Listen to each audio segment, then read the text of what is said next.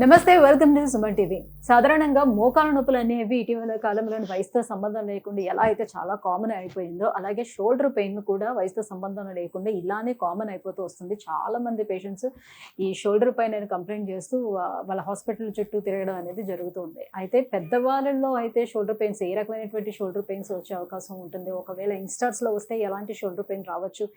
ఏ రకంగా అంటే ఎలాంటి కంప్లైంట్స్ వచ్చే అవకాశం ఉంటుంది? దాని పిఆర్పి అనేది ఎలా ఉపయోగపడుతుంది? ఈ విషయాన్ని తెలియజేసేందుకే మనతో పాటు ఉన్నారు ఈపియాన్ పెయిన్ మేనేజ్మెంట్ జూబ్లీ హిల్స్ నుంచి డాక్టర్ మీనల్ చంద్ర గారు.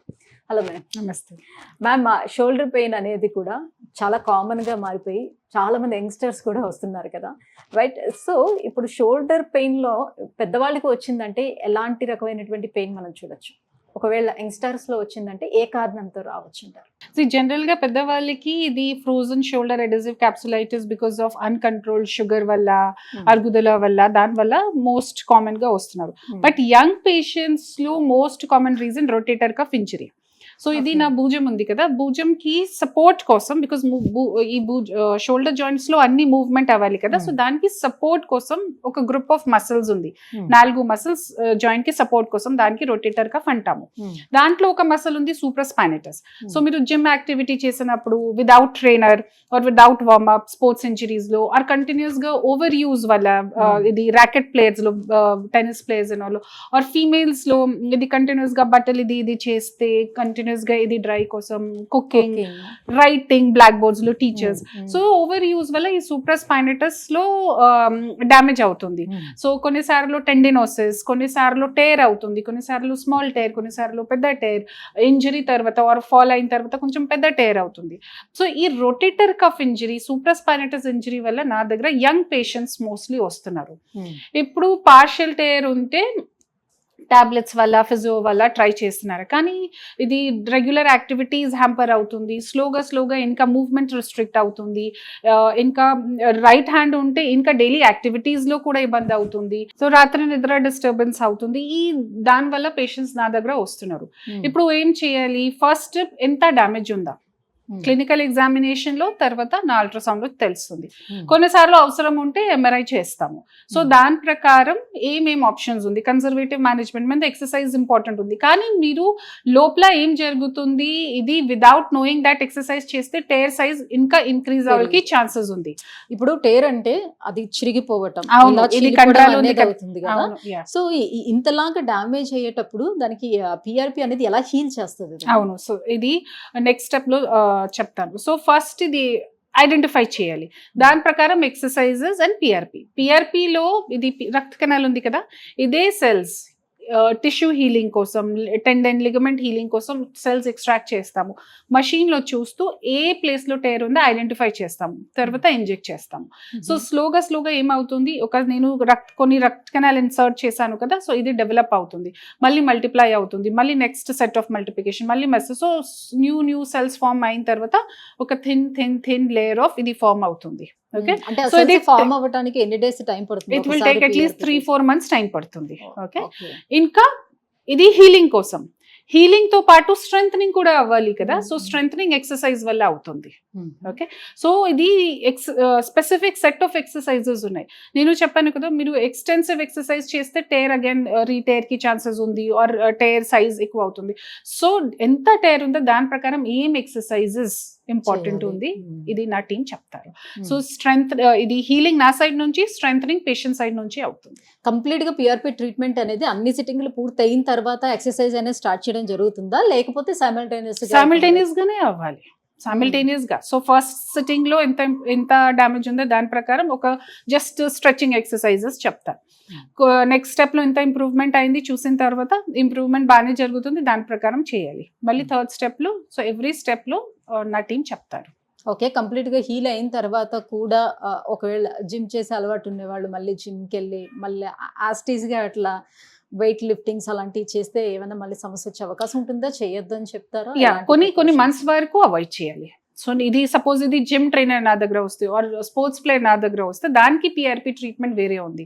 ఒక రెగ్యులర్ పేషెంట్స్ వస్తే దానికి ట్రీట్మెంట్ వేరే ఉంది. సో మళ్ళీ ఇది gym trainers they will not listen కదా, మళ్ళీ they have to go to gym. So దానికి కొన్ని ప్రికాషన్స్ ఉన్నాయి. బట్ ముందే చెప్తాను, ఈ టైం వరకు మీరు ఈ యాక్టివిటీస్ చేయకూడదు. లోవర్ బాడీస్ చేయండి ఆర్ వేరే డంబల్స్ లాగే చేయండి, కానీ వెయిట్ లిఫ్టింగ్ చేయకూడదు. సో ఈ టైప్ డ్యామేజ్ ప్రకారం ప్రతి పేషెంట్స్ కి కండిషన్ నీడ్ ప్రకారం ఏమేమి ప్రికాషన్స్ ఫాలో చేయాలి చెప్పాలి. సో ఇదే దాని ప్రకారమే ప్రోటోకాల్ ప్రిపేర్ చేస్తాం. సో కంప్లీట్ గా రొటేటర్ కఫ్ లో అయితే డ్యామేజ్ అనేది జరిగి సో మూమెంట్ అనేది పూర్తిగా లేనప్పుడు ఏం చేస్తారు వాళ్ళకి? లైక్ ఫ్రోజన్ షోల్డర్ వాళ్ళకి కూడా కంప్లీట్ గా ఫ్రీజ్ అయిపోయి ఉంటుంది కదా, ఏం చేస్తారు? ఫస్ట్ ఫ్రోజన్ షోల్డర్ లో ఏమవుతుంది అన్ని ఇది ఫ్రీజ్ అవుతుంది. So movement will become restricted. కొన్ని పేషెంట్స్ కి చాలా ఎక్కువగా రెస్ట్రిక్ట్ అవుతుంది, కొన్ని పేషెంట్స్ కి మేబీ 40-50 డిగ్రీ తర్వాత రెస్ట్రిక్ట్ అవుతుంది. So first thing is movement రావాలి. మూవ్మెంట్ కోసం ఒక ప్రొసీజర్ ఉంది, హైడ్రోడిసెక్షన్. ఇది హైడ్రోడిసెక్షన్ చేస్తాము. హైడ్రోడిసెక్షన్ తర్వాత ఏమవుతుంది, ఇది ఎడేషన్స్ ఉంది కదా, ఇది బ్రేక్ అవుతుంది. సో బ్రేక్ అయిన తర్వాత movement. First thing is movement. So patient నా దగ్గర ఎందుకు వచ్చారు? నొప్పి వల్ల. సో నా రెస్పాన్సిబిలిటీ ఏంటి? ఫస్ట్ నొప్పి తగ్గాల. Second important is exercise start చేయాలి. సో ఎక్సర్సైజ్ కోసం ఏం కావాలి? నాకు మూవ్మెంట్ కావాలి. సో ఈ ఫస్ట్ సిట్టింగ్ లో నేను పెయిన్ తగ్గింది కోసం మూవ్మెంట్ కోసం ఇంజెక్షన్ చేస్తాము. ఓకే, దెన్ లోపల ఏం జరుగుతుంది, ఏ ప్లేస్ లో ఇది అరుగుదల వల్ల ఉంటే జాయింట్ లో ఇంజెక్ట్ చేస్తాము, రొటేటర్ కఫ్ లో ప్రాబ్లం ఉంటే రొటేటర్ కఫ్ లో చేస్తాము, ఆర్ వేరే ప్లేస్ లో ఉంటే వేరే ప్లేస్ లో చేస్తాము. సో ఫస్ట్ ఇస్ ఇదే, జస్ట్ నేను ఫస్ట్ లోనే పిఆర్పి ఇంజెక్ట్ చేస్తే రిజల్ట్స్ కనపట్లేదు. సో ఏం యాక్టివిటీస్ లో ప్రాబ్లం ఉందా నేను మ్యాపింగ్ చేసిన స్టెప్ బై స్టెప్ చేస్తాను. ఇప్పుడు యంగ్స్టర్స్ లో ఎవరికైనా ఇట్లా రొటేటర్ కఫ్ లోని ఇబ్బంది ఉండేటప్పుడు ఏదైనా జరిగి సో పెయిన్ వస్తుందంటే ఆ పెయిన్ రిలీఫ్ కోసం చాలా మంది స్టెరాయిడ్ ఇంజెక్షన్లు వేయించేసుకుంటూ ఉంటారు. సో అప్పటికప్పుడు పెయిన్ రిలీఫ్ ఉంటుంది కాబట్టి సో గెటిన్ అయిపోతారు ఒక 3 months అట్లా. సో ఇది కంప్లీట్గా అలా వదిలిపెట్టడం వల్ల పూర్తిగా డ్యామేజ్ అయిన తర్వాత వచ్చాక దాన్ని ట్రీట్ చేయడానికి సాధ్యం అవుతుందా? స్టెరాయిడ్ ఇంజెక్షన్స్ కి పిఆర్పి ఉన్నటువంటి డిఫరెన్స్ ఏంటి? స్టెరాయిడ్ లో యాంటీ ఇన్ఫ్లమేటరీ ప్రాపర్టీ ఉంది. సో స్టెరాయిడ్ ఇంజెక్ట్ చేస్తే ఏమవుతుంది, వెంటనే నొప్పి తగ్గిపోతుంది, పేషెంట్ ఇస్ హ్యాపీ. మళ్ళీ 3 months తర్వాత మీ దగ్గర వస్తారు, సార్ 3 months వరకు బాగానే ఉంది, ఇప్పుడు మళ్ళీ స్టార్ట్ అయింది. సో నా ఉద్దేశం ఇది వెంటనే పేషెంట్స్ కి నొప్పి తగ్గేలా కాదు. నాకు పేషెంట్స్ లో బాడీలో హీల్ అవ్వాలి కదా. So first like I said, ఇప్పుడు ఫస్ట్ పేషెంట్స్ కి నొప్పి ఎక్కువ ఉంటే దే వాంట్ పెయిన్ రిలీఫ్, నొప్పి తగ్గాల. సో దానికోసం హైడ్రోడిసెక్షన్ ఉంది. Hydrodissection is different from steroid injection. Okay, ఇంకా సెకండ్ థింగ్ ఇస్ హీలింగ్ కోసం నేను పిఆర్పి చేస్తాము. పిఆర్పి నొప్పి తగ్గింది కోసం కాదు, హీలింగ్ కోసం ఉంది. స్టెరాయిడ్ లో హీలింగ్ ఏమీ లేదు, జస్ట్ యాంటీ ఇన్ఫ్లమేటరీ ప్రాపర్టీ వల్ల నొప్పి తగ్గిపోతుంది. సో ఇదే డిఫరెన్స్ ఉంది. సెకండ్ థింగ్ ఇస్ కొన్నిసార్లు స్టెరాయిడ్ ఇంజెక్ట్ కండరాలులో ఇంజెక్ట్ చేస్తే partial tear will change into complete tear.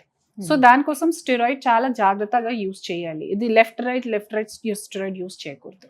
Right. PRP treatment లో లేటెస్ట్ గా వస్తున్నటువంటి రీసెర్చెస్ ఏంటి, ఏం జరుగుతుంది? సో ఇప్పుడు latest research is count of PRP, ఎలా ప్రిపేర్ చేయాలి, ఎలా ఇంజెక్ట్ చేయాలి, బ్లైండ్ ఇంజెక్షన్స్. ఇప్పుడు జస్ట్ ఇది చూస్తే ఇక్కడ ఇంజెక్ట్ చేస్తాము, ఇది స్టాప్ అయింది, we should not be doing. Okay, then operation theatre లో చేయాలి, అన్ని స్టెరైల్ కండిషన్ లోనే ట్రీట్మెంట్ చేయాలి. ఓకే, ఇంకా అది అల్ట్రాసౌండ్, రోల్ ఆఫ్ అల్ట్రాసౌండ్ లో చూస్తే చెయ్యాలి, ఇది కంపల్సరీ. ఓకేనా, ఇంకా బికాజ్ ఇప్పుడు నా దగ్గర 3 to 4 ml పిఆర్పి ఉంది. ఓకే, ఇప్పుడు చూడండి, ఇది నేను చూపిస్తాం. ఇప్పుడు ఇది బ్లాక్ తెలుస్తుందా కదా, ఇది టేర్ ఉంది. నా దగ్గర 3 to 4 ml పిఆర్పి ఉంది. నేను ఈ పక్క ఇంజెక్ట్ చేస్తే పిఆర్పి ఫెయిల్ అవుతుంది కదా, నాకు ఇక్కడ ఇంజెక్ట్ చేయాలి టేర్ ప్లేస్ లోనే. సో ఎక్కడ తెలుస్తుందా మీకు? ఎక్స్రే లైట్స్ లేదు కదా, మషిన్ లోనే తెలుస్తుంది.